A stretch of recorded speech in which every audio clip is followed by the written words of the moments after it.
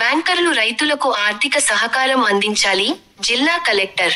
నంద్యాల జిల్లాలో రైతులు, స్వయం ఉపాధి దిశగా ముందుకు సాగే లబ్ధిదారులకు బ్యాంకులు మరింత ప్రోత్సాహకరంగా రుణాలు మంజూరు చేసి ఆర్థిక బలోపేతానికి దోహదపడాలని జిల్లా కలెక్టర్ జి. రాజకుమారి సూచించారు. శుక్రవారం కలెక్టరేట్లోని వీడియో కాన్ఫరెన్స్ హాలులో district consultative committee, DCC, district level review committee, DLRC సమావేశం జిల్లా కలెక్టర్ అధ్యక్షతన జరిగింది. సమావేశంలో RBI LDO Naveen, NABARD DDM Karthik, DCCB CEO Ramanjaneyulu, LDM Ravindrakumar, line శాఖల అధికారులు పాల్గొన్నారు. ఈ సందర్భంగా జిల్లా కలెక్టర్ జి.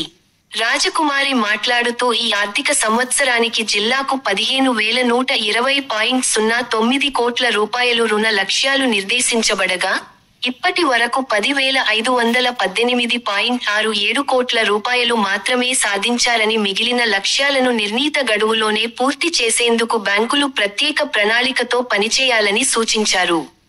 కేంద్ర, రాష్ట్ర ప్రభుత్వాలు అమలు చేస్తున్న వివిధ సంక్షేమ, ఆర్థిక పథకాల ప్రయోజనాలు లబ్ధిదారులకు చేరేందుకు బ్యాంకులు ముందుకు రావాలని సూచించారు.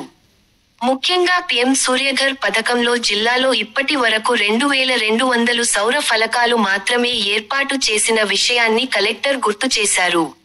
గ్రామాల వారీగా లక్ష్యాలు నిర్దేశించి, బ్యాంకులు రుణాలు అందిస్తే జిల్లాలో 100% ఇళ్లకు సోలార్ ఫలకాలు ఏర్పాటు చేసే అవకాశం ఉందని, తద్వారా గ్రామానికి కేంద్ర ప్రభుత్వం ₹1 కోటి వరకు ప్రోత్సాహకం అందించే అవకాశం ఉన్నట్లు ఆమె పేర్కొన్నారు.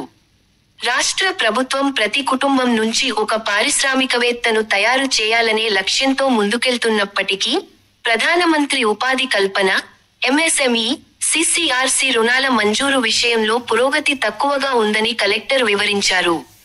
విద్య, హౌసింగ్ రుణాలపై కూడా బ్యాంకర్లు దృష్టి పెట్టాలని సూచించారు.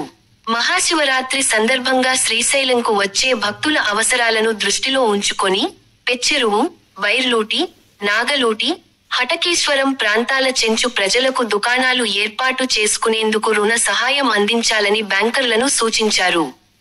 అన్నదాత సుఖీభవ, తల్లికి వందనం, ఆటో డ్రైవర్స్ సేవ వంటి పథకాల్లో 1,74,257 మంది లబ్ధిదారులకు కేవైసీ పూర్తి కాకపోవడం వల్ల నగదు జమ కాలేదని, ఇప్పటి వరకు 36,317 మంది మాత్రమే పూర్తి చేశామని, ఇంకా 1,37,940 మంది లబ్ధిదారుల కేవైసీలు పూర్తి చేయాల్సి ఉందన్నారు.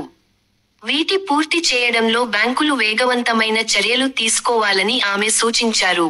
జిల్లాలో నిర్మిస్తున్న బహుళ ప్రయోజన గోదాములకు రహదారులు, డ్రైయింగ్ ప్లాట్ఫార్ములు అందుబాటులో లేకపోవడం వల్ల రైతులు నష్టపోతున్నారని, దీనిపై బ్యాంకర్లు పెట్టుబడులు, రుణ సదుపాయాల రూపంలో దృష్టి పెట్టాలని ఆమె సూచించారు. వ్యవసాయం, పశు సంవర్ధక, మత్స్య రంగాల పెట్టుబడి ప్రణాళిక. ఖరీఫ్ 2026, రబీ 2026 నుండి 27 పంటల ఎకరాకు ఆర్థిక ప్రమాణాలు, అలాగే పశుసంవర్ధక మరియు మత్స్య రంగాలకు సంబంధించిన తలసరి పెట్టుబడి 2026 నుండి 27 ప్రణాళికలు సమావేశంలో ఖరారు చేశారు. నాబార్డ్ డిడిఎం కార్తీక్ మాట్లాడుతూ, ప్రభుత్వ సంక్షేమ పథకాలకు చెందిన పోస్టర్లను బ్యాంకుల్లో ఏర్పాటు చేయడం ద్వారా అవగాహన పెరిగి, ఎక్కువ మంది లబ్ధిదారులు ప్రయోజనం పొందగలరని తెలిపారు.